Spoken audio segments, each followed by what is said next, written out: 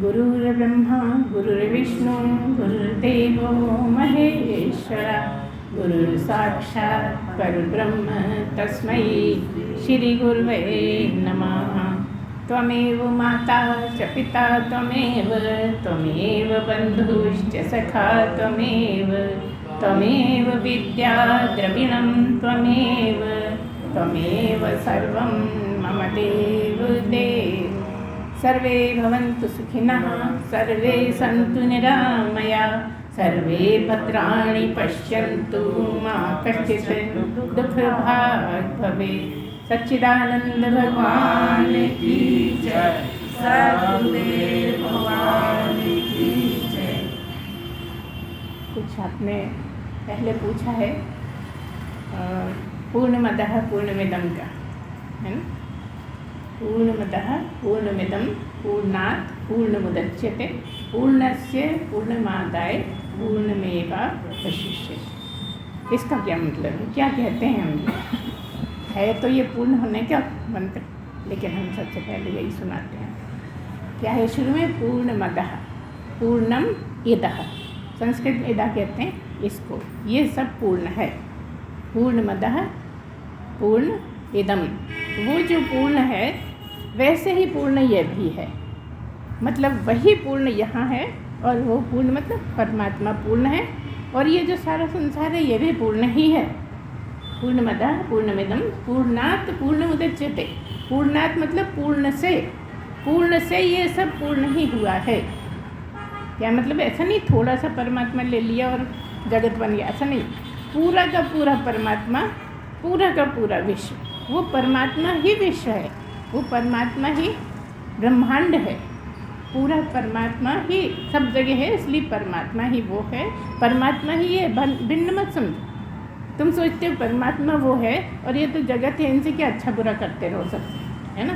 जो हमारे साथ जैसा करता है वैसा हम करते हैं, है ना? ऐसा बोल देते हैं हम कई बार। लेकिन यहाँ क्या कह रहे हैं कि वो भी पूर्ण है और ये भी पूर्ण है, सब पूर्ण ही पूर्ण है।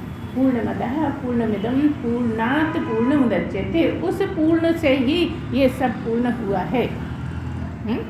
पूर्णस्य पूर्णमादाय, फिर कहा पूर्ण से ही, पूर्ण के लिए, पूर्णम आदाय, पूर्ण के लिए ही। पूर्णमिदं पूर्णात् पूर्णमुदच्यते पूर्णस्य पूर्णमादाय पूर्णम एव अवशिष्यते। कह रहे हैं कि क्या है? पूर्ण से ही पूर्ण हुआ है। पूर्णस्य पूर्णमादाय पूर्णम उदच्यते। कह दिया कि ये सब पूर्ण जो है, पूर्ण मतलब परमात्मा ही पूर्ण है और पूर्ण के ही लिए है। पूर्णम आदाय मतलब पूर्ण के लिए ही, और उसको पूर्ण ही बोलते हैं। पूर्णम उच्यते, वो पूर्ण ही बोला जाता है। उच्यते मतलब बोलते हैं। वो पूर्ण है, ये भी पूर्ण है, पूर्ण से ही पूर्ण हुआ है और पूर्ण ही पूर्ण में समा जाता है और पूर्ण ही रहता है। मतलब परमात्मा ऐसा है जो खर्च नहीं होता। उद्देश्य कहने का ये है कि परमात्मा से कितना भी संसार बन जाए, कुछ भी बन जाए, लेकिन उस खर्च नहीं होता, इसलिए उसको एक नाम है अव्यय। व्यय मतलब खर्च होना, और अव्यय मतलब जो खर्च नहीं होता। सब कुछ उससे बनता है लेकिन वो खर्च होता नहीं है, वो कम होता ही नहीं। कितना भी बन जाए, क्यों नहीं होता? क्योंकि वो हर जगह है ना। खाली जगह है तो भी वो है, और कुछ है तो भी वो है। उसी से कुछ भी बन गया। कहते हैं ना जगत में जो भी बना है सब उसी से बना है, उसके होने से ही बना है, उसी से बना है, उसके अंदर है, उसके बाहर है, और वो बना भी उसी से ही। खाली अंदर है ऐसी बात नहीं, जैसे हम कहें कि हमारे अंदर है, नहीं, बाहर भी है, हम बने भी उसी से हैं। बस आपकी इंद्रियां हैं, आपका मन बुद्धि चित्त अहंकार है, इसलिए आप कुछ करते रहते हो मन मर्जी, और इसीलिए आप अलग अलग। सब अलग अलग क्यों हैं? वैसे सब एक ही हैं, एक ही परमात्मा में सब रहते हैं, और सब पूरे के पूरे परमात्मा ही हैं। देखिए आप क्या हैं, सोचिए। आप सोच रहे हैं हम तो ऐसे हैं, हम तो वैसे हैं, हम वैसे नहीं। आप परमात्मा ही आप जानते नहीं हैं, क्योंकि वो पूरा का पूरा है। जैसे कहते हैं ना, चींटी में जितना है उतना ही हाथी में है। का क्या मतलब? क्योंकि एक ही है ना। तो चींटी में है तो भी वही एक है, और हाथी में है तो भी वही एक है, उसके टुकड़े नहीं किए जा सकते। इसलिए उतना का उतना, पूरा का पूरा सब में, पूरा का पूरा आप में, पूरा का पूरा आप में, पूरा का पूरा आप में, और पूरा का पूरा मच्छर में भी, घुन में भी, है ना। इतने छोटे छोटे, आप क्या सोचते होगे कि घुन इतना छोटा तो इतना परमात्मा उसमें, मच्छर इतना छोटा तो इतना परमात्मा उसमें, हाथी इतना बड़ा तो बहुत सारा परमात्मा। ऐसा नहीं, पूरा का पूरा सब में है और सबका है। मेरा तेरा, जैसे हम कहते मेरे भगवान, दूसरे कहेगा मेरे भगवान तेरे भगवान, ऐसा नहीं है। भगवान तो बस भगवान, परमात्मा तो सब परमात्मा ही है। यहाँ हम फिर कहते हैं कि भगवान और परमात्मा में अंतर क्या है। भगवान जो है वो शरीरधारी, और परमात्मा या आत्मा है जो अशरीरी। मतलब आप शरीर हो, आप में रहने वाला अशरीरी है, और असली में आप वही हो जो रहने वाला है। ये तो दिखते हो, ये शरीर तो दिखता है, ये शरीर तो बना है, जैसे खाट बनी है, महल बने हैं, आदि आदि सब बने, पंचतत्व बने हैं। ऐसे पंचतत्व से ये बन गया है तो आखिर तो 5 तत्व ही इसमें, तो पंचतत्वों से ये बना है। लेकिन आप कौन हो? इसमें रहने वाले, अर्थात परमात्मा ही। जो आत्मा सोई परमात्मा, इसको हमेशा ध्यान में रखो। जो आत्मा सोई परमात्मा, जो आत्मा है वही परमात्मा है। क्योंकि आपके अंदर रहने वाली कुछ अलग तरह की नहीं हो गई, क्योंकि परमात्मा आत्मा बदलती ही नहीं, आत्मा गंदी होती ही नहीं, आत्मा को कोई छीन नहीं सकता, आत्मा को कोई दे नहीं सकता, आत्मा पे कुछ असर नहीं होता। असर किस पे है? ये जो बनावटी है, ये जो बना हुआ मिला है, मन बुद्धि चित्त अहंकार के कारण सबका अलग अलग है ना। क्यों है? क्योंकि आपका मन कुछ और कहता है, आपका मन कुछ और कहता है, आपका मन कुछ और कहता है। सबका मन अलग अलग चलता रहता है, अलग अलग सोचता रहता है। इसलिए मन के स्तर पे सब अलग अलग हैं, लेकिन आत्मा के स्तर पे सब एक ही हैं और आत्मा ही हैं। आत्मा है मतलब परमात्मा है। लेकिन कब होंगे हम? जब हम उसको जान जाएंगे। जानने का ही अंतर है बस। अगर जान गए तो हम भी वही हैं, वैसे भी वही, लेकिन नहीं जानते इसलिए जीव हैं, है ना। इसलिए हम जीव हैं क्योंकि तो सब जगह भरा हुआ है, पूर्ण है, कहीं उसमें अधूरापन, कुछ कमी है ही नहीं। तो आप में भी कोई कमी नहीं है, आप भी पूरे के पूरे ही हैं। ये तो ओढ़ा हुआ है, और ओढ़ा हुआ तो हटाना भी पड़ता है। इसलिए जन्म तरह तरह के हैं।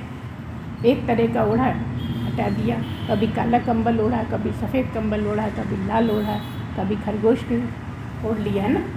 ऐसे ही है ना, बहुत सारे कंबल। लेकिन एक निश्चित समय ओढ़ने से पहले जन्म लिया और उतारा तो मतलब मृत्यु हो गई। फिर दूसरा शरीर ले लिया, मतलब दूसरा ओढ़ना ले लिया, बस यही चलता रहा। लेकिन हम कौन? हम आत्मा ही। यहाँ बस यही, इसी की शिक्षा दी जाती है कि मैं आत्मा हूँ, मैं शरीर नहीं हूँ। ठीक है ना। आज आपको ये अच्छे से समझ में आना चाहिए कि मैं आत्मा ही हूँ।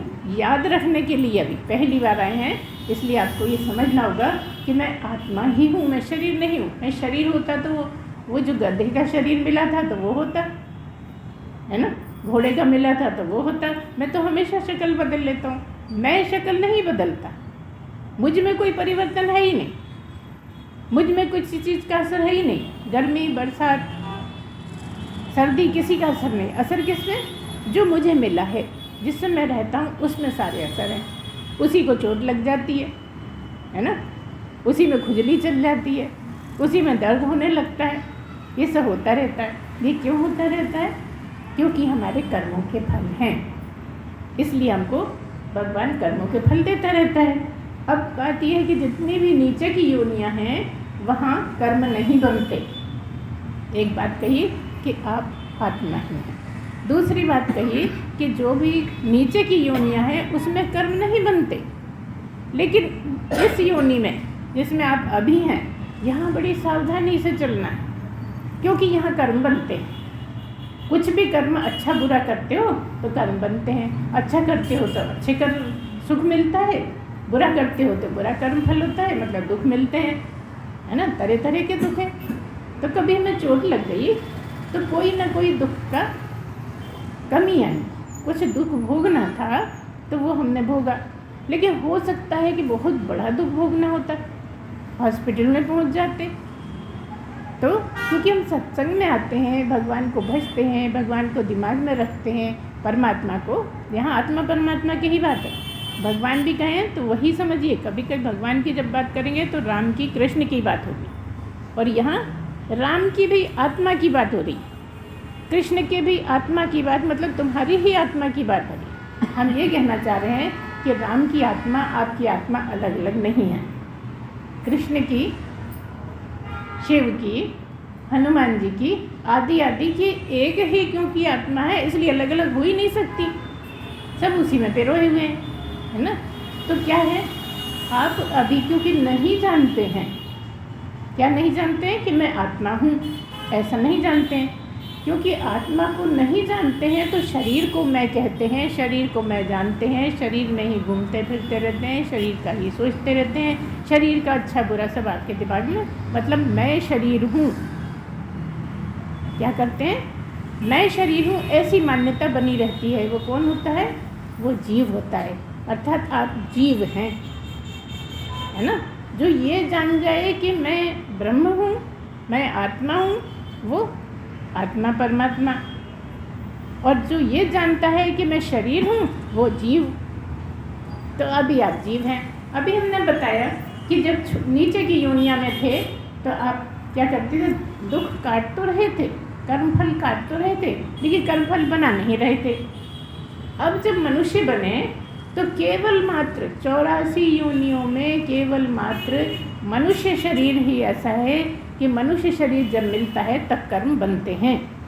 अभी हमने कहा ना सावधान, इसीलिए कहा क्योंकि यहाँ कर्म बनते हैं, तो कर्म बनते हैं और हम हैं जीव।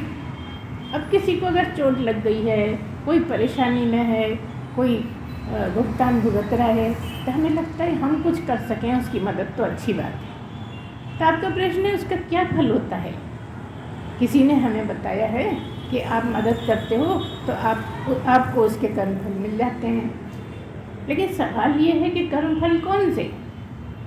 जब आप किसी की मदद करते हैं मतलब अच्छा कर्म कर रहे हैं, तो अच्छा कर्म कर रहे हैं तो उसके पाप कर्म तो नहीं मिलने वाले, है ना। और उसके नहीं, आपके ही जो बनेंगे वो पुण्य फल बनेंगे।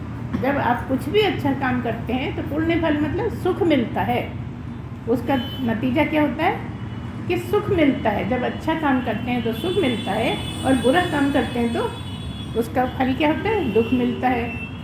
तो कुछ बुरा काम किया तो चोट लग गई, किसी और ने बुरा काम किया होगा, चोट लग गई, आपने उसकी मदद करी। तो मदद करने का मतलब ये नहीं है कि आपको उसके पाप कर्म भोगने पड़ेंगे, आपने अपने ही पुण्य फल बना लिए।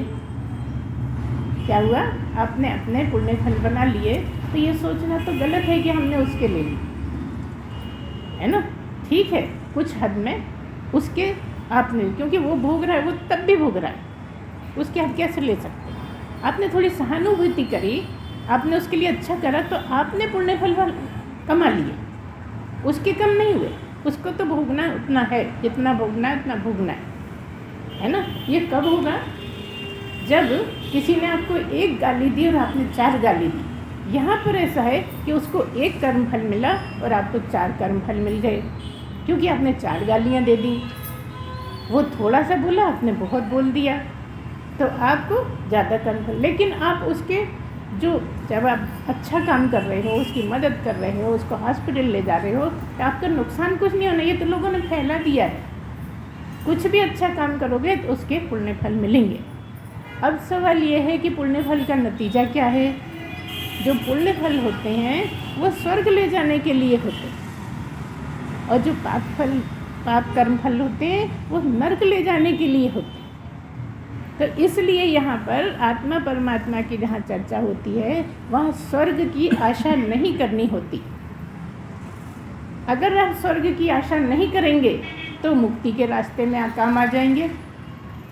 ध्यान दीजिए, क्या कह रहे हैं। अगर आप स्वर्ग नहीं चाहोगे और आपने खूब पुण्य फल कमा लिए हैं तो उसका क्या फ़ायदा होगा, वो आपके स्टोर में जमा हो गए। किस काम में आएंगे? मुक्ति की तरफ जाने में आपके वो वाले कर्मफल काम में आएंगे। तो क्या मतलब है, जो भी आप कर्म करते हैं उसके फल की आशा मत कर। ये सबसे बड़ा त्याग है यहाँ का। कपड़े छोड़ना, कद्दू छोड़ना, ये कुछ नहीं है ना। खाना छोड़ना कुछ नहीं है। यहाँ उपास का कोई ज़्यादा महत्व तो नहीं। उपास में तो ये कहते हैं अपने शरीर को क्यों कष्ट देते, थोड़ा खाओ। हम उपास में बिल्कुल नहीं खाते और बाद में खूब खा लेते हैं, वो गलत है इस मार्ग में। आप थोड़ा खाइए, रोज़ खाते रहिए ताकि आपकी तपस्या अच्छी चलती रहे, है ना। लेकिन ऐसा नहीं है, थोड़ा सा ग्यारस का महत्व तो बहुत है। हमारा ये कहना है कि रोज़ रोज़ उपास मत करो। ग्यारस का करते हो ठीक है करो। यहाँ कई लोग हैं जो ग्यारस का उपास करते हैं, अच्छा है करते हैं, लेकिन आप बहुत सारे उपास सोमवार का भी कर रहे हो, मंगल का भी कर रहे हो, गुरुवार का भी कर रहे हो, ये क्या तमाशा। आप तो रोज़ अपनी जान को परेशान कर रहे हो, है ना। तो भजन कैसे होगा? खाने में ही मन लगा रहेगा कि आज क्या बनाएंगे, आज तो उपास है कि नहीं। तो इसलिए आप जो सोचते हैं वो सोचने की बात यह है कि जितने भी अच्छे कर्म करते हो, दूसरे से प्रेम से बोलते हो, दूसरे का भला करते हो, तो उसका पुण्य तो मिलेगा। लेकिन अगर आपको मोक्ष की इच्छा है तो वह आपका रिजर्व रहेगा, वो आपका बैंक बैलेंस है ना। वो बैंक बैलेंस काहे के काम में आएगा? मुक्ति की तरफ जाने में आपकी मदद करेगा, है ना। आपका मार्ग प्रशस्त होगा। तो कर्म तो अच्छे करते रहो। अगर आपके साथ कोई बुरा करता है तो आप बुरा मत करो, बस इतना ही करना है। कितना कठिन काम। उसने भी तो किया था, हम नहीं करें। उसने देखो इतना बोल दिया, आप हमें बोलना नहीं देते, तो बोलने से क्या होगा? आपके ही तो कर्म बनेंगे। उसने बोला, उसको उसके कर्म बने। तुम बोलोगे, तुम्हारे कर्म बनेंगे। उसने मारा, उसके कर्म बने। आप मारोगे, आपके कर्म बने। तो अब यहाँ पर एक बात और है, जिनमें मारे तो फिर ये क्यों लिखा? कहते हैं हनुमान जी कि मैंने कुछ नहीं किया, वो तो जिन जिन ने मुझे मारा मैंने उनको मारा। भाई मैंने तो ना आग लगाई, ना महल जलाया, मैंने कुछ नहीं किया। उन्होंने आग लगाई, महल जल गया। ना तो मैं कपड़ा लेके गया था यहाँ, ना मैं तेल लेकर गया, ना माचिस लेके गया, मैंने कुछ भी नहीं किया। सब उन्हीं ने किया। मतलब क्या? जो वो करते हैं उसका उनको भुगतान होता है। जो तुम करोगे वो तुम्हारा भुगतान हो जाएगा, है ना। उतनी सी बात में बहुत बड़ी बात बोल दी कि मैंने कुछ नहीं किया। मतलब क्या, तुमसे अगर गलती हो भी जाती है तो हम कई बार कहते हैं उसको रटो मत। तुम उस दिन बहुत रट लेते हो, फिर अगले दिन रटते हो, फिर सबको सुनाते हो, तो उसको बार बार बोल के अगर आप श्लोक रटोगे तो याद हो जाएगा।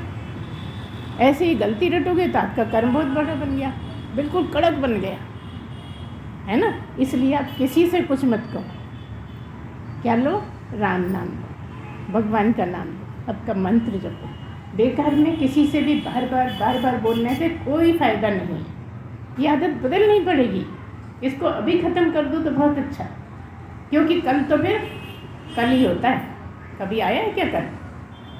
जब आया तब आज, और अभी के अभी। आज भी लंबा है, शाम तक पड़ी है। सुबह अगर कोई घटना हुई तो शाम तक हो जाएगा यार, आज तो जा थोड़ी रहा। लेकिन अभी के अभी, है ना, अभी के अभी करने की आदत डालनी पड़ेगी यहाँ। और फिर जो हम कहते हैं ना, जो भी किया उसको नेकी कर कुएं में डाल। बस ये 2-3 फार्मूले, छोटे छोटे फार्मूले अगर आपके दिमाग में आ जाए ना मौके पे, तो बहुत फ़ायदा है कि जो भी आप करते हो, कोई भी नेकी का काम किया तो समझो मैंने कुछ नहीं किया। और अगर आपने बुरा काम किया तो हो गई गलती, क्षमा करना। किसी को आपने बुरा भला कह दिया तो भी आपको गलती हो गई, मन ही मन उससे क्षमा मांग लो। किसी ने बुरा कह दिया तो क्षमा मांग लो। आपने तो नहीं कहा, उसने कहा, क्षमा दे दो, है ना।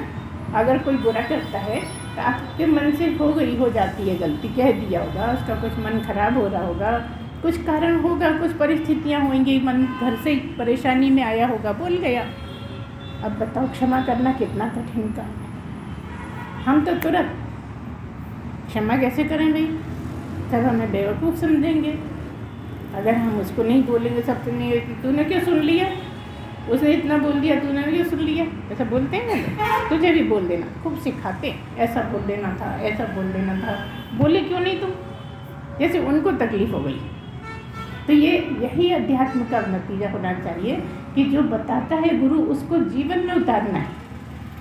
जैसे क्लास में पढ़ते हैं उसको याद करना होता है, एग्ज़ाम देना है, लेकिन यहाँ जीवन में उतारना है। जो आप सुनते हो गुरु से वो आपके स्वभाव में आ जाना चाहिए, तब गुरु का सुना सही माना जाएगा। अब गुरु रोज़ पट्टी पढ़ा रहा है, रोज़ तोते की तरह बोल रहा है, लेकिन आप वही बात गुरु के साथ करने लगते हो, तो गुरु कहेगा तो भैया ये तो सुधरे नहीं, हमें और बिगाड़ ले रहा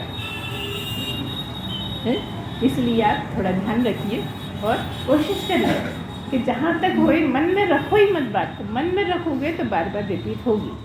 किसी ने कुछ कह दिया, हाँ बहुत ज़रूरी बातें बोलिए तो शार्ट में बोलिए, बहुत छोटे शब्दों में, कम शब्दों में बोलिए, तो वो आपके कर्म नहीं बनेंगे। तो यहाँ पर क्या मतलब है कि आप कुछ भी अगर करते हो, किसी का भला करते हो, यहाँ तक कि मीठी बोली भी बोलते हो, तो भी आपके पुण्य बन रहे हैं। गाली देते हो तो पाप बन रहा है, सीधी सी बात है। गाली का तो सभी जानते हैं, मारने का सब जानते। किसी ने हमें मार दिया और उसने क्षमा तक भी नहीं मांगी, तो आप क्षमा दे दो, क्योंकि उसको तो फल मिलना है। उसने जो किया उसका उसको फल मिलेगा ही। लेकिन आपसे जो मन खराब हो गया कि देखो वो टक्कर भी कर गया, हमें लग भी गई, खून भी निकल आया, और दवाई तो दूर, उसने क्षमा तक नहीं मांगी, सॉरी तक नहीं बोला। मन कहता है ना कि ऐसा कैसे भाई, हमें इतनी चोट लग गई, भाई हॉस्पिटल ले जाते, हमसे उठते नहीं बन रहे तो हॉस्पिटल ले जाता, चलो भाई इतना भी नहीं, कम से कम बोल तो देता कुछ, लगता है ना। अब छोड़ दो, अब तो ये मानो कि हमारा कोई पाप कट गया, किसी ने गाली दे दी, हमारा कोई पाप कर्म कट गया, है ना। इसलिए कहते हैं कि कोई कितना भी बुरा करे तो आप मन ही मन थैंक यू बोलो उसको। आपका बड़ा अच्छा मौका था जो उसने यहाँ पर कहेंगे कि उसने आपके पाप कर्म ले लिए। आपका प्रश्न है ना, जैसे किसी ने आपको गाली दे दी, मतलब आपके कुछ पाप कर्म कट गए और उसने तुम्हारे पाप कर्म ले लिए, क्योंकि गाली दे रहा है, जान के दे रहा है, कर रहा है आपके साथ गलत। तो हर जगह आपको ये ध्यान रखना है कि हमारे जो भी पुण्य फल होते हैं उसका हम स्वर्ग के लिए खर्च ना करें। जब तक लोग यहाँ नहीं आते तब तक स्वर्ग की ही मांग करते रहते हैं, चाहे वो मुसलमान हो, चाहे ईसाई हो, और हिंदू ही क्यों ना हो। हिंदू भी सब थोड़ी जानते हैं मोक्ष की बात, मर गए वो तो मोक्ष मिल गया उन्हें, अरे भाई मुक्ति हो गई उनकी, तो बड़ी अच्छी मौत रही। मौत तो मौत है, फिर जन्म होगा। जब तक मोक्ष नहीं हो जाएगा तब तक जन्म होता रहेगा, और कैसे आपके कर्म है उसके अनुसार आपको योनि मिलेगी, कौन सी योनि में जाना है ना। अगर हम यहाँ फिर से कह दें, अगर आप इस जीव भाव में, मनुष्य जन्म में, मनुष्य चोले में मोक्ष की इच्छा करते हो, सत्संग सुनते हो, आपका सद्गुरु है आपके पास, तो निश्चित जानो आप मनुष्य बन सकते हो।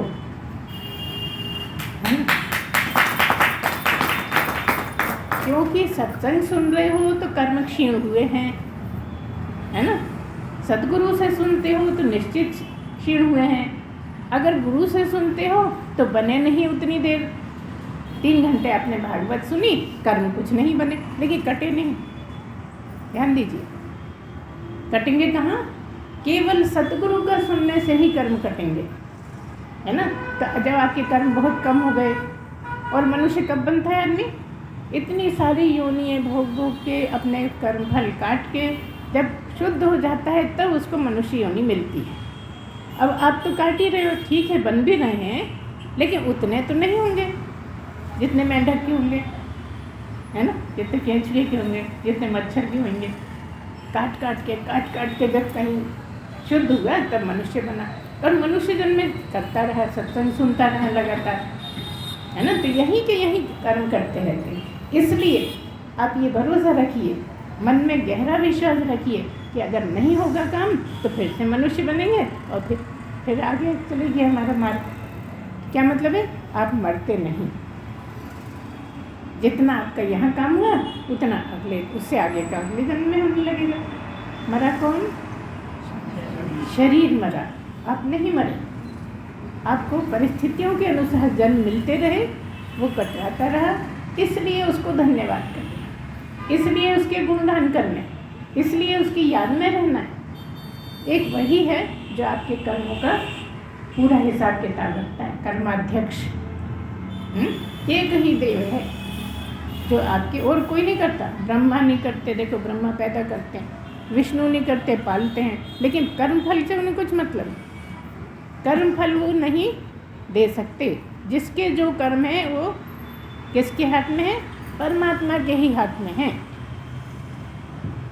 सबका कहाँ कौन पैदा कैसे होगा ये ब्रह्मा जी सोचते हैं, इनको काम दे रखा है। लेकिन जब हेडमास्टर होता है, कुछ काम मास्टर से कराता है, तो होता है तो हेडमास्टर ही, उसके ऑर्डर से हो रहा है कि सब काम। तो भले ही ये तीनों अपने अपने काम कर रहे हैं, लेकिन इनसे भी ऊपर हेडमास्टर कौन है? प्रिंसिपल आत्मा परमात्मा। और ये नीचे के, इनको जैसा ऑर्डर दे दिया जाता है वैसा करते हैं। एक फील्ड दे दिया है कि इसका रजिस्टर तुम रखो, इसका रजिस्टर तुम रखो, इसका रजिस्टर तुम रखो, और अपने अपने रजिस्टर का काम करते रहो। लेकिन उनसे भी ऊपर, जैसे कि आप कई बार बोलते हो कि भाई किसकी पूजा करें, देवताओं की पूजा करें, करिए पूजा, हमें प्रॉब्लम नहीं। लेकिन जो कृष्ण की पूजा से फ़ायदा है वो देवताओं की पूजा से नहीं फ़ायदा। ये बात ठीक है कि जिसके लिए पूजा करते हो उसके लिए आपको वो उसी से मिला देते हैं। जैसे आप देवताओं की पूजा करोगे तो आपको देवताओं से मिला देंगे। देवताओं क्या मतलब है? कहाँ जाओगे? स्वर्ग जाओगे, है ना। देवताओं की पूजा करोगे तो स्वर्ग जाओगे, मोक्ष नहीं होगा। तो क्या कहा है कृष्ण ने कि मेरी ही पूजा कर तो मुझ में ही मिल जाएगा। कृष्ण क्या है? परमात्मा। शरीर तो है लेकिन साक्षात शरीर सहित जमीन पे परमात्मा। ऐसे ही सद्गुरु भी जमीन पर साक्षात परमात्मा। इसलिए कृष्ण कहते हैं कि तू मुझे ही भज, मेरे ही पूजा कर। क्यों कर? क्योंकि फिर तेरे जन्म मरण से छुट्टी।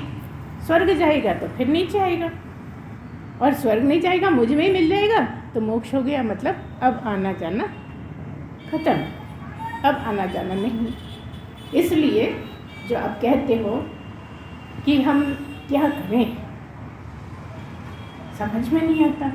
ये पूजा कौन कर रहा है, ये पूजा किसकी कर रहे हैं? तो हम आपको बता दें, अगर आप भगवान के नाम से पूजा कर रहे हो, किसी शरीरधारी के नाम से नहीं, भगवान के नाम से अगर पूजा कर रहे हो, आत्मा परमात्मा की चर्चा सुनते रहे हो, तो कृष्ण की पूजा कर रहे हो तो भी परमात्मा की ही, राम की कर रहे हो तो भी परमात्मा की, शिव की कर रहे हो तो भी परमात्मा की, और हनुमान जी की कर रहे हो तो भी परमात्मा की, और माता पिता की कर रहे हो तो भी परमात्मा की। क्योंकि तुम जानते हो कि मैं आत्मा परमात्मा में विश्वास रखता हूँ, मैं आत्मा ही हूँ, अर्थात मुझे परमात्मा होने की पूरी गुंजाइश है। मैं अभी हूँ, अगर मैं अपने को संभाल लूँ तो मैं परमात्मा हूँ, है ना।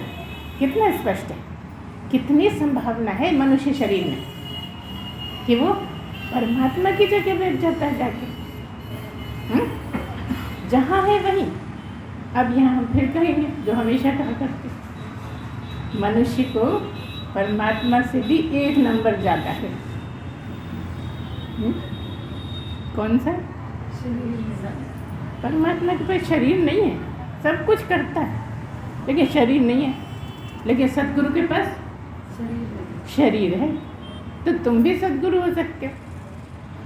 कोई भी जो मनुष्य शरीर में आ गया, जिसको मनुष्य शरीर गिफ्ट मिल गई, कितनी बड़ी गिफ्ट, इससे बड़ी गिफ्ट मिल सकती? अरे उसने गिफ्ट नहीं दी हमें, अरे परमात्मा ने कितनी बड़ी गिफ्ट दी है तुम्हें, उसका लाभ उठाओ। इसके आगे कोई गिफ्ट चल रही है, लग रही है क्या? हम उम्मीद करते हैं, देखो आए खाली हाथ आ गए, हमें कुछ दिया ही नहीं। अरे जो उसने दे दिया है उसकी बराबरी कोई कर सकता है क्या? वो कहीं मिले तो तुम उसको गिफ्ट देना, उसको गिफ्ट देना मतलब उसकी शरण में रहना, उसकी याद में रहना ही उसको गिफ्ट देना है। भाई इतना तुमने उससे लिया है, कुछ दो भी तो। उसको और कोई गिफ्ट नहीं चाहिए, उसको तो बस अपनी याद में रख ले तुमको। तुम्हारी ऐसी इच्छा रहे कि हे भगवान अपनी याद में ही रखना, मैं भूल ना पाऊँ, सदा तुम्हारी याद बनी रहे। सदा याद बनी रहे तो जिस दिन सदा याद रही उसी दिन हो जाओगे। हम इतने उलझ जाते हैं, अरे गुरु माँ घर गृहस्थी भी तो है, ऑफिस भी तो है, परिचित लोग भी तो मिलते रहते हैं, सबसे बात करें, सब कुछ करो। यहाँ गुरु की आज्ञा यही है कि सब कुछ करो लेकिन रहो अपने घर में। कौन सा घर? परमात्मा की, जिसमें सब रह रहे हैं, वही तुम्हारा असली घर है।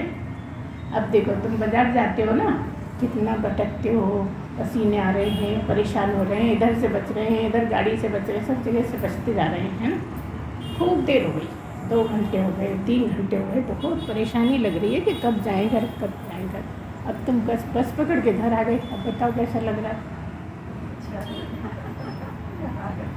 कहीं चले जाओ लेकिन घर आके आराम है ना। तो असली घर तुम्हारा परमात्मा का ही है, परमात्मा ही घर है तुम्हारा, है ना।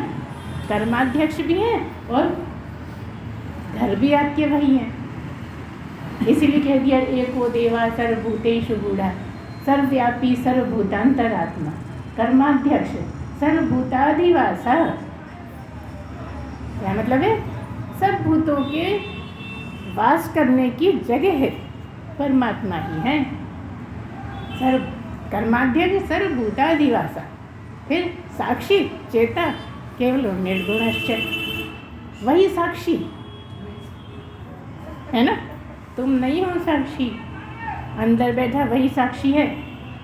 तुम तो मैं ऐसा करूं, मैं वैसा करूं, वो सब देख रहा है, तुम कैसा करो। मोहल्ले से तो कहते रहे, दोस्त से तो कहने की जरूरत नहीं, उसे पल पल का पता है, क्या कहा नहीं, क्या सोच लिया वो भी पता है इसको। तुमने ऊपर ऊपर बातें बना दी होंगी किसी को, लेकिन वो तो जान रहे हैं अंदर तो कपट है, ऊपर से कुछ और बन रही है। चल क्यों गए, ऊपर से झांटा मार दिया, अंदर से हमें तो ऊपर से अच्छा अच्छा बोलता है, मारता भी जाता। क्यों मारा? कुछ तो मन में आया होगा तभी मारा होगा ना। तो जब मन की बात है वो समझ जाता है।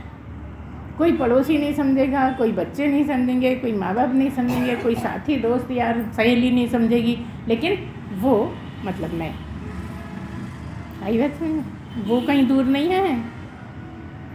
देखो इससे साबित होता है कि तुम्हारे अंदर क्या चल रहा है तुम्हें पता है ना। तो बताओ तुम वो हुए कि नहीं हुए? तुम कहते वो तो सब जानता, तुम ही तो जानते हो सब, वो को कहाँ से लाओगे? तुम ही वो हो जो जानता है और तुम ही वो हो जो गलतियाँ कर जाते कि मैं तो शरीर हूँ, मेरे शरीर पे मारा, मैं उसके शरीर पे मारूँ। परमात्मा तो कहता है सहले, तेरे पाप कर्म कम हो जाएंगे। इसलिए समता में रहने की बात करते हैं कि समता में रहो, ज़्यादा गुस्सा मत करो। कितना मुश्किल है गुस्सा ना करें, बात बात पे गुस्सा आ जाता है। किसी ने हमारी बात काट के बोल दी, अरे तुम चुप रहो, मुझे बोलने दो। बहुत होता रहता है, कोई भी बात हो रही है तुम चुप रहो, ये चलता रहता है। मतलब बोलने का हक हम ही खाली है, आपको नहीं। इसीलिए जो हमने अभी कहा ना कि आप तो जानते हो ना जो भी अंदर चल रहा है, आप तो जानते हो, ऊपर किससे क्या कह रहे हैं वो तो नहीं जानता, लेकिन आप जानते हो ना। इसीलिए हम कहते हैं कि तुम अपने कर्मों के जिम्मेदार तुम ही हो। तुम जितना परमात्मा को याद करते हो उतना ही परमात्मा तुम्हें याद करता है। मतलब मैं से अलग है क्या? उसकी याद करते हो और वो याद करता है, दोनों में तुम ही हो गए। यही कि यही दोनों हैं, एक करता दिखता है, एक सुनता सोचता समझता सब रहता है, लेकिन बोलता कुछ और है, करता कुछ और है, सोचता कुछ और है ना। तो कहाँ जाओगे परमात्मा को ढूंढने? तुम ही तो हो, तुमसे अलग हो कैसे सकता है? अब सोचो तुम अगर परमात्मा हो तो तुम्हें कैसा होना चाहिए? जैसा परमात्मा वैसा होना चाहिए। इतनी सीधी सीधी बातें हैं, कुछ अलग से है ही नहीं। हमने कहा कि तुम परमात्मा हो, तो अब तुम सोचो परमात्मा, इसीलिए तुम कहते हो अरे मैं कहाँ, परमात्मा कहाँ? नहीं, तुम ही परमात्मा। तुम कहाँ वहाँ जाओ ही मत, तुम तो परमात्मा में रहो। अगर तुम परमात्मा में रहो और अगर तुम सही परमात्मा जैसे कोशिश करने लगो तो फिर पहले से ही परमात्मा, बाद में भी परमात्मा, परमात्मा ही परमात्मा, परमात्मा के अलावा है क्या? और इस तरह से देखा जाए तो सब जानवर भी परमात्मा ही है, लेकिन क्योंकि वो जानवर है उनमें बुद्धि बहुत कम है। केवल मनुष्य जन्म में ही इतनी बुद्धि है जो समझ सकता है कि मैं परमात्मा ही हूँ। मैं तो शरीर को मैं माने बैठा था, इसलिए अपराध करता हूँ, इसलिए गलत सोचता हूँ, इसलिए बदला लेता हूँ, इसलिए परेशान करता हूँ, इसीलिए परेशान होता हूँ। परमात्मा परेशान होता है क्या? क्या गुण है? आनंद रूप अपना। कहाँ हो? आनंद रूप अपना मतलब सदा आनंद। कितनी भी परेशानियाँ हैं, कितनी भी घर में उठा पटक हो रही है, लेकिन मेरा स्वरूप तो आनंद का है। अब कितने ही हमारे तो परेशानी हो जाती है, घर में कुछ होता है तो क्यों परेशानी हो जाती? तुम तो आनंद स्वरूप। यही तो याद करना है, और क्या करना। जब भी परेशानी हो तो इतना ही सोचो मैं तो आनंद स्वरूप हूँ। कोई जाए कोई आए, आपको क्या पता नहीं क्या परेशानी। इसलिए कबीरदास ने कह दिया कोई जीवे कोई मरे, कबीरा घोर बताशा पिए। क्यों कह दिए? भाई जितना जिसका संग था उतने दिन रह गए। तुम्हारा जितना संग है, तुम्हारे साथ जितने कर्म होंगे वो काट गया, अब उसका अगली पड़ाव, कहाँ जाना है, कहाँ के कर्म काटने हैं, है ना। इसलिए आपको चिंतित नहीं होना है। अगर सत्संग सुनते हो तो सत्संग के तरीके से सोचो तो आनंद में ही रहोगे। करके नहीं देखते असली में, यहीं के यहीं बैठे उदास हो जाते। जहाँ प्रसन्न होना चाहिए उदास हैं। कम से कम इस जगह तो प्रसन्न में रहो। आनंद में, आनंद स्वरूप की चर्चा हो रही है तो उसको सुन के तो आनंद में रहो, प्रसन्न रहो, आनंद ले लो। इसलिए कई बार क्या होता है, बहुत दुखी लोग आते हैं यहाँ पे, बहुत ज़्यादा दुखी लोग भी आते हैं सुनने में, और प्रवचन खत्म होते होते उनका चेहरा खिल जाता है। क्यों खिल जाता है? क्योंकि वो जो अंदर बैठे हैं ना, आनंद स्वरूप, उसी की बात हो रही है लगातार, और तुमसे कहा जा रहा है तुम वही हो। कम से कम उस टाइम पे तो दुखी मत हो, तुम तो वही हो। बने रहते हो, कहीं माँ बने रहते हो, कहीं पिता बने रहते हो, कहीं दोस्त बने रहते हो। कुछ भी बनने की ज़रूरत नहीं, जो हो बस उसको याद कर लो। हो तो वही ना, बन जाते हो। असली में तुम कौन हो वो याद कर लो। कोई परेशानी नहीं है, कोई दुख नहीं है, कोई कष्ट नहीं है। आपको कष्ट कैसे नहीं? अभी लगी है चोट, खून निकल रहा है, दर्द हो रहा है, कष्ट है। आप कैसे कहती हो कष्ट नहीं है? आप में कोई कष्ट नहीं है, ये तो आना जाना है। चोट लगती है, थोड़े दिन ठीक हो जाती है, भूल भी जाते हैं। कौन कौन सी चोटों की तारीख याद रहता, कितनी लगी हैं ज़िंदगी में। अच्छा, कई बार चोट नहीं लगी मगर चोट लगी, यहाँ चोट लग गई, ऐसा बोला उसने कि बहुत दुखी है, क्या करे, कहाँ जाए। उसके जिम्मेदार तुम। मतलब क्या? दुखी होने के जिम्मेदार तुम ही हो। तुम्हारे सोचने का नज़रिया ऐसा है जैसे तुम दुखी हो जाते हो। तुम्हारे सोचने का नज़रिया ऐसा हो कि तुम दुखी नहीं हो, आनंद स्वरूप तो हो ही। कौन टिका सकता है तुम्हें आनंद स्वरूप होने? तो जब भी गलत सोचते हो तभी याद करो उसकी। क्या याद करो कि वो क्या ऐसा करता है जो मैं कर रहा हूँ। अब मैं वो बनने चला हूँ और मैं कर कुछ और रहा हूँ, तो कौन से रास्ते जा रहे हो? आनंद की तरफ, दुख के मार्ग पे जा रहे हो, तो दुखी तो हो गए। अच्छा, तुम दुख के मार्ग पे जा रहे हो तो हम जिम्मेदार? दुखी के मार्ग पे तुम चल रहे हो और जिम्मेदार गुरु को ठहरा दो। इतने दिन हो गए सुनते कुछ होता है नहीं, जब देखो तो हम दुखी रहते हैं, कुछ मतलब नहीं है इनका, गुरु तो बदलना पड़ेगा, है ना। कोई नज़र में हो तो हमें भी बता देना, कोई इससे बड़ा गुरु तो हम भी बना लेंगे, ठीक है। तो आप बस यही गलतियाँ होती रहती हैं जिससे आप दुखी होते हैं, सुखी होते हैं। जरा सा किसी को इंसल्ट कर दी, सुखी हो गए। अरे तुम्हारे ऊपर कर्म बन गया, दुखी हो, सुखी मत हो। तुमने जो दूसरे का अपमान कर दिया तो सुखी होने का पॉइंट नहीं है ये। अरे बड़ी गलती हो गई, भूल हो गई, हमें ऐसा नहीं करना। उसने बोल भी दिया था तो ठीक है, मेरे कर्म कटे कुछ, मैं कुछ हल्का ही हुआ होऊंगा, मैंने क्यों बोल दिया। इतना याद आने लगेगा तो आगे से हेल्प ही मिलेगी। देखो बाद में भी अगर याद आता है तो भी बहुत अच्छा है, बाद में आते आते पहले भी याद आने लगेगा, है ना। शुरू तो करो।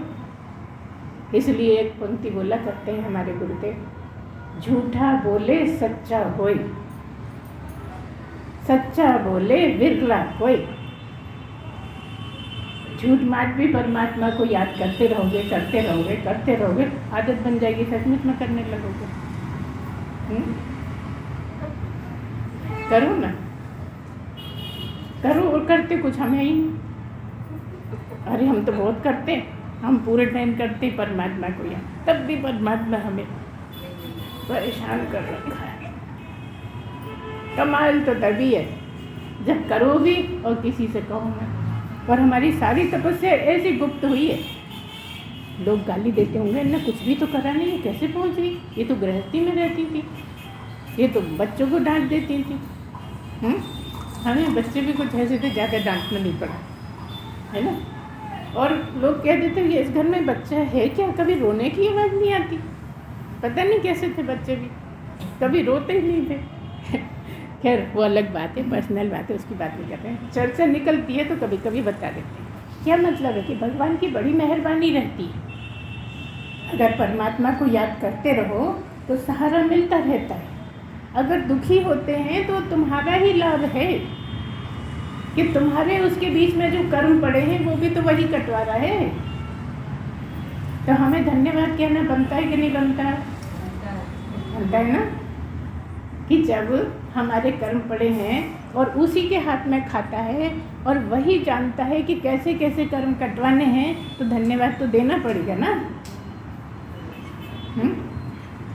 एक महात्मा थे, वो अपने शिष्यों को लेकर कहीं जा रहे थे।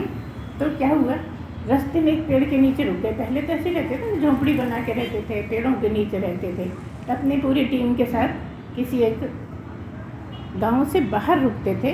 गांव में ऐसी प्रथा रहती है, कोई भी साधु संत आए तो उनको जा के खाना देते हैं।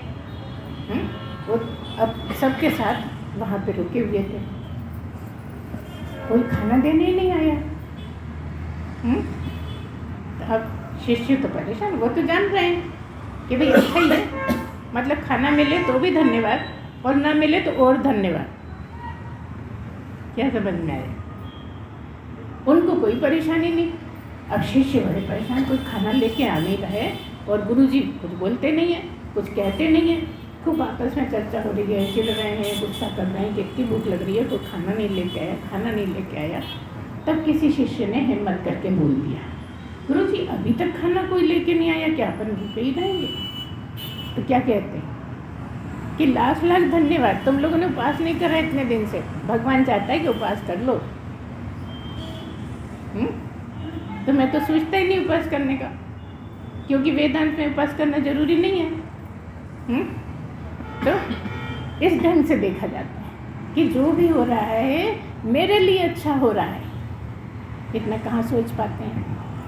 हर चीज़ में तो हम बुराई ही देख लेते हैं। इतने दिन हो गए, कब से सुन रहे हैं, कितने परेशान होते हैं, आने जाने में घर वालों की भी सुननी पड़ती है। ऐसे काम के टाइम पे प्रवचन होता है, छोड़ते बनता नहीं है,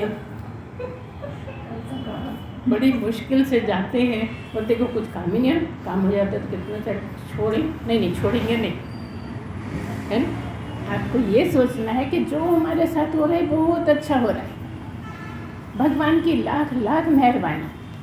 बहुत बहुत शुक्रिया।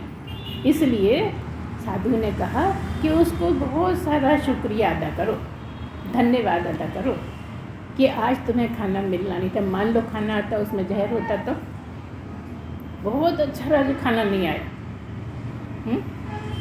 है ना, बात समझ में आती ना। हम ये सब क्यों सुना रहे हैं?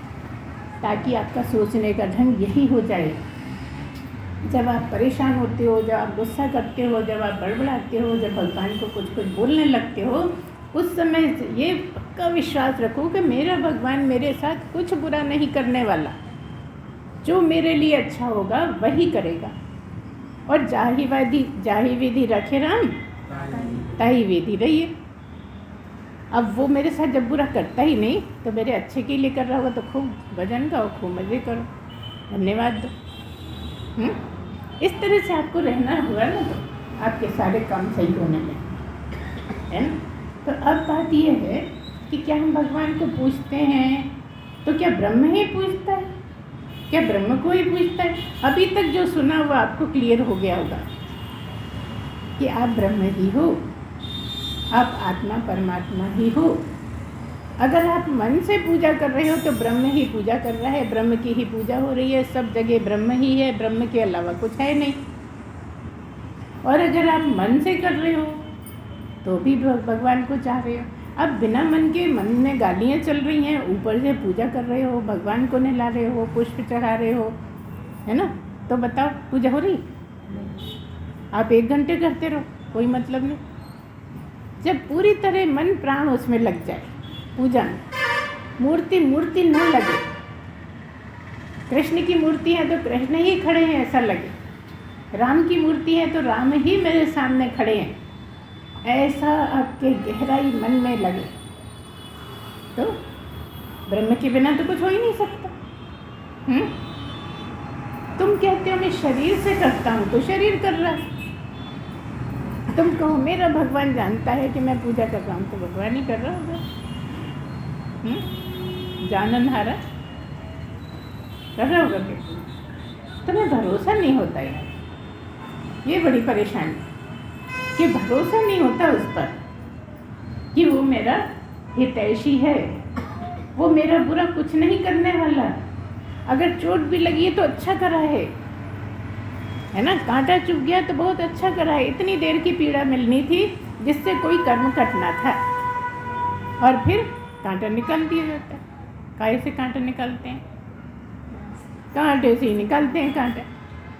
जब कांटा निकालते हैं तो जितना दर्द हो रहा था उससे ज़्यादा दर्द होता है।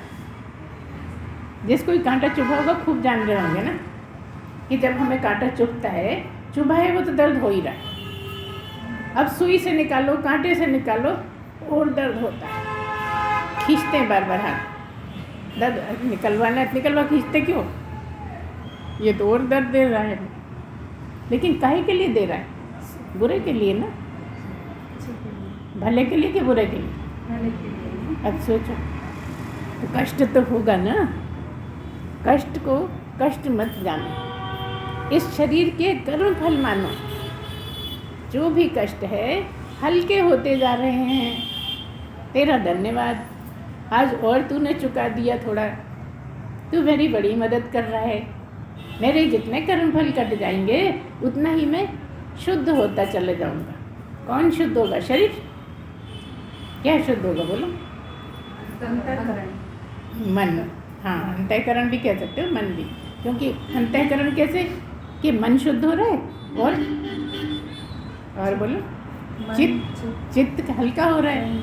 जितने उसमें कर्म पड़े हैं वो जितने कटते जाएंगे चित्त खाली हो जाएगा। चित्त खाली होगा तो कौन भरेगा? जिसकी याद कर रहे हो वो भरने लगेगा, है ना। उसी को तो भर लेना। जिस दिन पूरा चित्त उसकी याद से भर गया उस दिन तो परमात्मा ही हो जाओगे। हम ये नहीं कह रहे कि और काम नहीं कर, हम बस इतना ही कह रहे हैं कि काम के अलावा, पढ़ाई के अलावा कुछ भी जो कर रहे हैं उसके अलावा जो टाइम होता है तुम्हारा, जिसमें तुम कर्म बना लेते हो सोच के, वो सोचने का मौका मत दो मन बुद्धि को। जितनी देर फालतू है बस उतनी देर ही करना है भगवान को याद। और कहीं एकाग्रता है अच्छे काम में तो अपने आप भजन ही हो रहा है समझो। क्योंकि हम कब गलत सोचते हैं? जब खाली होते हैं, है ना। जब काम में एकाग्रता है तो कहाँ सोचने का ध्यान, सोचने लगोगे तो काम गलत हो जाएगा। लेकिन तब भी महिलाएं तो बहुत सोचती, झाड़ू लगाते में सोच रही हैं, रोटी बनाते में सोच रही हैं, वो तो यंत्रवत काम हो रहा है।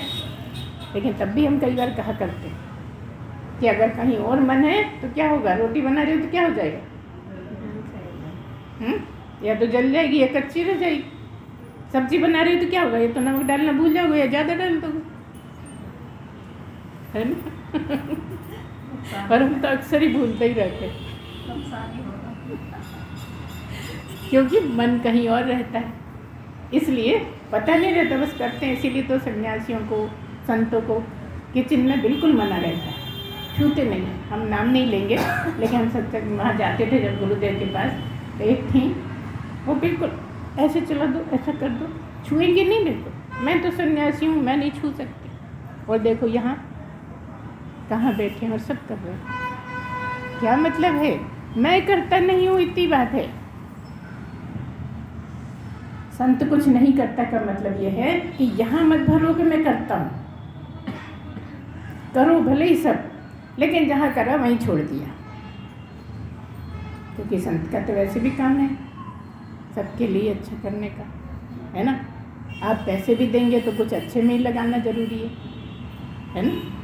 इसलिए संत के लिए दान जो होता है वो सबसे बड़ा दान माना है संसार में, सबसे बड़ा दान। आप कहते हो टांग टूट गई, हम उसको दान दे रहे हैं, हम उसको मदद कर रहे हैं, तो क्या होगा, आपके कर्म बनेंगे लेकिन उसके कर्म कम नहीं होंगे। उसका मन खुश हो जाएगा, थोड़ी देर अच्छा लगेगा, लेकिन उसको तो अपने कर्म भुगतने हैं। तुमने कर्म अच्छे बनाए। कोई रास्ते पे भटक रहा है, उसको कहीं सड़क पार करना है, कोई अंधा है या नहीं चलते बन रहा है, सबसे कह रहा है कि भैया पार करा दो, पार करा दो, कोई तैयारी नहीं है, सब जल्दी में है ना। कलयुग में किसी के पास टाइम है ही। आपने पार करा दिया, बहुत अच्छा काम कर लिया। अगर उसको हाथ पकड़ के उसको सड़क पार करा दी, बहुत अच्छा काम करा। लेकिन बहुत बुरा काम कर लिया कि मम्मी से आके बोल रहे हैं, पापा से आके बोल रहे हैं, पड़ोसी से बोल रहे हैं, दोस्त से बोल रहे हैं, सहेली से बोल रहे हैं, कुछ नहीं किया, कर्म बना लिया। बात आ रही समझ में? इस तरह से चलना रहता है कि करो भी और एक कान से दूसरे कान को ना पता नहीं।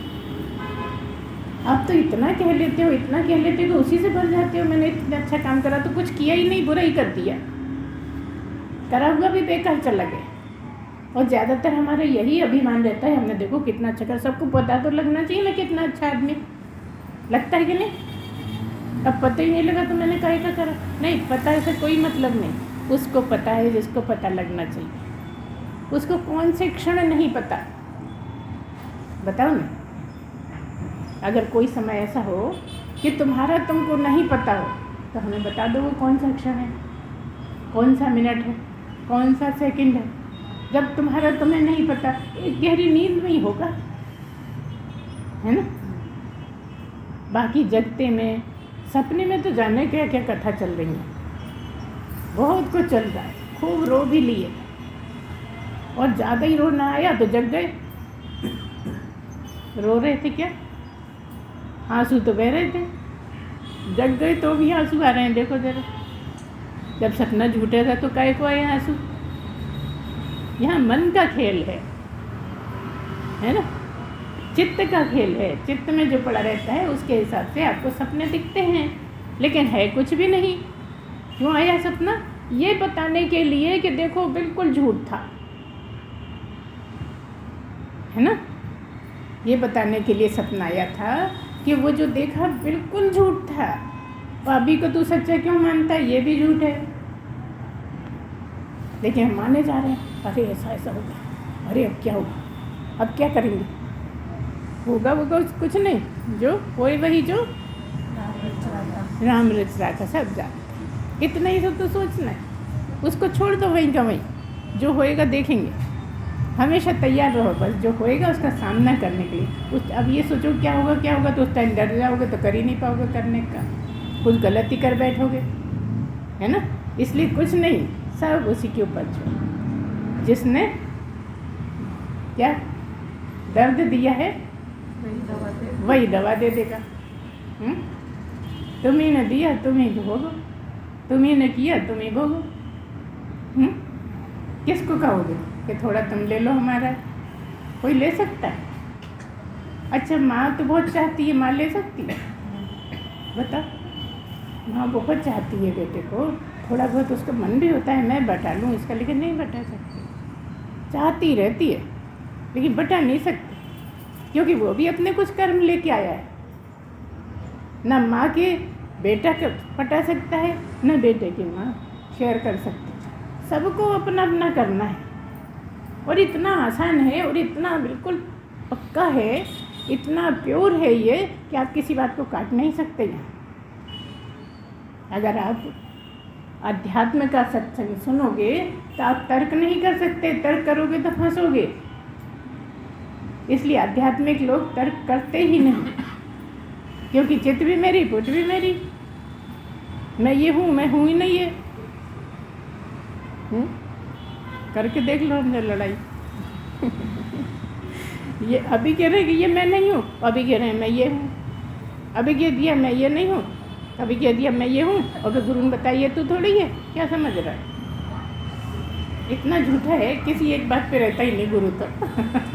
कभी कुछ बोलता है कभी कुछ बोलता है, समझ में नहीं आती कौन सी वाली बात को विश्वास करें। समझो तो सब समझ में आता है ना। जिसको समझ में आने लगता है उसको आनंद भी आने लगता है, और जिसको समझ में आने लगता है फिर और कहीं का सत्संग भाता ही नहीं है। ये भजन गा लें, अरे बहुत मज़ा आया, भजन तो तुम खुद ही बहुत गा सकते हो।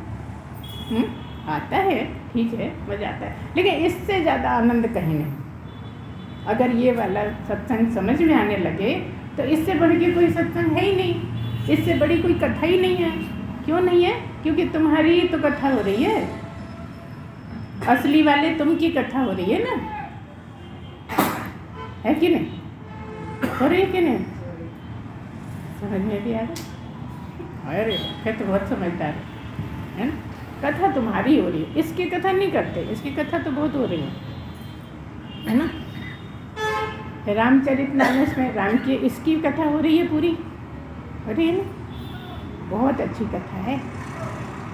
राम को पढ़ो और राम के जीवन को उतारो तो उससे अच्छा आदर्श कहीं नहीं है जगत में। मोक्ष पाने के लिए सबसे पहले रामायण पढ़ो, है ना। जब आदमी बनो तो फिर भगवान की बात करो, आदमी नहीं हो तो भगवान कैसे बनो? पहले खूब रामायण पढ़ लो, फिर गीता पढ़ो, फिर सब समझ में आएगी। इसलिए बहुत जिंदगी भर पढ़ के भी गीता समझ में नहीं आती। जब गुरु समझाता है उसका अर्थ तभी समझ में आता है। बहुत लोग ऐसे मिल जाएंगे जो कहेंगे हम 30 साल से पढ़ रहे हैं, हम 20 साल से पढ़ रहे हैं, लेकिन उनसे पूछो तो बता नहीं सकते। लेकिन जब सुनते हैं कि क्या है बात, इसमें कही क्या गई है, तो बहुत आनंद आने लगता है। कह रहे हम तो जानते नहीं थे, इसको 10 बार पढ़ लिया मगर ये वाला अर्थ पता ही नहीं था। क्यों नहीं पता लगा? कि जब वो मैं बोले तो आप इसको समझ लेते हो, और जब इसकी मैं बोलती हो तो इसको समझते हो, इसकी मैं बोले तो अपनी मैं समझते हो। तो मैं अपनी मैं का पता ही नहीं है। लेकिन राम राम क्यों बने? क्योंकि उन्होंने अपनी असली मैं को पहचान लिया, इसलिए राम राम बने। कृष्ण कृष्ण इसलिए बने, गुरु के पास इसलिए गए कि मुझे पता लगे कि मैं असली वाला कौन हूँ। इसीलिए तुम लोगों ने गुरु बनाया कि मुझे जानना है कि मेरी असली मैं कौन है, कौन सी है, कहाँ रहती, कैसी है। तो सतगुरु के ढीक क्यों जाना पड़ता है?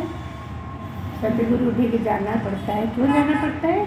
अपनी असली मैं को समझने के लिए, है ना। कि ना तू पापी है ना तू पुण्यात्मा है, तू तो परमात्मा ही है। तो कितने भी कर्म बचे भी हों तो परमात्मा होते ही सब छूट जाते हैं, है ना। बोलो, ऐसे ही है। सब कर्म बचे भी हों और आपकी अच्छी तपस्या हो गई है। तपस्या क्या है यार? पुरुषार्थ क्या है? अलंगे उठा उठा के ले जाओ 1 किलोमीटर तक, पुरुषार्थ कितना जाता है ना। दिन भर पुरुषार्थ करता है मजदूर, पुरुषार्थ करता है क्या इसके साथ? कुछ नहीं, केवल अपनी गलतियों को ठीक करना ही पुरुषार्थ है यहाँ। और उससे बड़ा पुरुषार्थ अलंगे ढोना भी नहीं है। सोचिए आप, कितनी भी मेहनत करता हो आदमी, वो पुरुषार्थ कम है। किसके कंपैरिजन में? अपनी आदतें सुधारना बड़ा बड़ा बड़ा कठिन है। ये पुरुषार्थ होता ही नहीं है, फिर वही का वही होने लगता है। बहुत कोशिश कर लेते हैं कि हम अपनी तारीफ नहीं करेंगे, मैं कर जाते हैं, अच्छा लगता है ना? किसको अच्छा नहीं लगे? लेकिन ये नहीं जानते कि अपनी मैं कौन है। अपनी का मतलब मैं असली कौन हूँ। तो परमात्मा के गुणगान करो, पता लग जाएगा। आपकी असली मैं तो परमात्मा ही है ना, तो उसके गुणगान करना मतलब तुम्हारे अपने गुणगान हो रहे हैं। और जब तुम अपने सही में गुणगान करोगे तो तुम्हारे अंदर वो गुण उतरने लगेंगे। इसलिए नाम जप होता है, इसलिए गुरु नाम देता है कि आप जितना जितना जितना जितना दोहराओगे ना, आपको इतनी मेहनत जो करोगे पुरुषार्थ, उससे कहीं ज़्यादा ये असर होगा कि आप में वो भगवान के गुण उतरने लगेंगे, है ना? तो भगवान ने इतनी योनियाँ घुमाते घुमाते घुमाते घुमाते घुमाते मनुष्य बना दिया। अब कह दिया कि इसके आगे का तू कर। अभी तक मैंने तेरे सारे कर्म कटवा दिए, मनुष्य बनाने का मतलब बहुत शुद्ध कर दिया। अब तू कर ना, तू अपने को पहचान, तू है क्या? तू ही परमात्मा है, मेरा बीच में कुछ नहीं है। क्या कह रहे हैं? गुरु नहीं कह रहा, ये भगवान कह रहे हैं कि गुरु को ढूंढ, गुरु ही बताएगा कि तू मैं ही हूँ। भगवान कहते हैं तू मैं ही हूँ, लेकिन मैं नहीं बता सकता कैसे। कौन बताएगा? सदगुरु ही बताएगा कि तू मैं ही है। तू मैं समझ जाता, तू मतलब मनुष्य और मैं मतलब परमात्मा। तो तू ही मैं है, तू ही परमात्मा है। मैं जो हूँ वो तू ही है। समझ आ रही बात? ये नाम रूप को छोड़ तो मैं ही मैं हूँ। तूने नाम रूप पकड़ रखा है, इसलिए मैं मिलती नहीं। जगत में तो नाम रूप की जरूरत है ना? जरूरत। इसलिए जगत का काम जगत में करता रहे, लेकिन मुझे पकड़ा रहे, मैं ही मैं। चाहे तू अपनी याद कर ले, चाहे मेरी याद कर ले, बात एक ही है। जो मेरे गुण हैं वही तेरे गुण हैं, लेकिन तू भटक गया। है ना? सही, तूने दुर्गुण पकड़ लिए, मेरे ही गुण सीख ले तो मुझ में ही आ गया, वास मुझ में ही करेगा। तो इतना ही समझते समझते सब क्लियर हो जाता है, सारा कुछ आपका, फिर कोई झंझट ही नहीं बचता। जब परमात्मा को समझ लेते हैं तो समझने को कुछ बचता ही नहीं। इसलिए आप याद करिए परमात्मा का। टाइम बहुत हो रहा है, इसमें यहीं पे ख़त्म करना पड़ेगा। किसी का रह गया हो तो अगली बात में बोल देना, है ना? तो आज इतना ही बोलिए। सच्चिदानंद भगवान की जय, सद्गुरुदेव भगवान की जय। ओम पूर्णमदः पूर्णमिदं पूर्णात् पूर्णमुदच्यते पूर्णस्य पूर्णमादाय पूर्णमेवावशिष्यते। ओम शांति शांति शांति। सच्चिदानंद भगवान की जय, सद्गुरुदेव भगवान की जय। बोलिए सच्चिदानंद भगवान की जय, सद्गुरुदेव भगवान की जय। जो सुख नित्य प्रकाश विभु नाम रूप आधार, मति न लखे सो मति लखे, सो हम शुद्ध अपार। अवधि अपार स्वरूप मम, मेरी विष्णुमयी। विधि रवि चंद्रा वरुण यम शक्ति धनेश गणेश। या कृपाल सर्वज्ञ को ये रत मुनिनाथ। ताको होत उपासते मोह में मिथ्यावान। वह वही जाने जगत मानो जेव ऋषाप। नते भुजन जग जे रहे, सो हम आप ही आप। मोद जाय जाको सुकृत, भजत राम निष्काम, सो मेरो है आत्मा, ताको करूं प्रणाम। ओम शांति शांति शांति। सच्चिदानंद भगवान की जय, सद्गुरुदेव भगवान की जय, आज के आनंद की जय। शिवोहम शिवोहम शिवोहम। सच्चिदानंद भगवान की जय, सद्गुरुदेव भगवान की जय, आज के आनंद की जय। सद्गुरुदेव भगवान की जय, सच्चिदानंद भगवान की जय। मिल की जय सतगुरु आरती, मिल की जय, मिल की जय सतगुरु आरती, मिल की जय।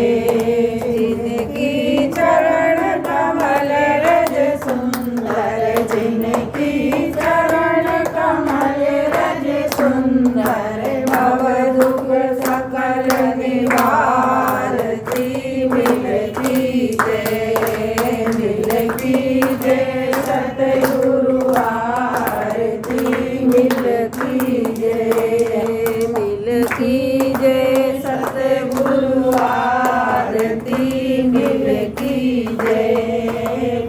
दया से जिंदगी दूर हो, दया से जिंदगी दूर हो, मन की माया टारती, मिल की जय, मिल की जय सतगुरु आरती, मिल की जय। वाणी अमृत में सुन जिनकी, वाणी अमृत में सुन जिनकी, बोध ब्रह्म को धारती, मिल की जय, मिल की जय सतगुरु आरती, मिल की जय। पाकर के विज्ञान ज्ञान को, पाकर के विज्ञान ज्ञान को, पूर्ण शांति विस्तार की, मिल की जय, मिल की जय सतगुरु आरती, मिल की जय, मिल की जय सतगुरु आरती, मिल की जय, मिल की जय सतगुरु आरती, मिल की जय, मिल की जय सतगुरु आरती, मिल की जय, मिल की जय सतगुरु आरती, मिल की जय। बोलो सच्चिदानंद भगवान की जय, सद्गुरुदेव भगवान की जय। कर्पूरगौरं करुणावतारं, संसार सारं भुजगेन्द्रहारं, सदा वसन्तं हृदयारविन्दे, भवं भवानी सहितं नमामि। गुरुदानमाला पुलकारकाय कमलमाला शंकराय, दिगंबराय च दिगंबराय, नमः शिवाय, ओम नमः शिवाय। सद्गुरुदेव भगवान की जय, सच्चिदानंद भगवान की जय। आज की आनंद की जय।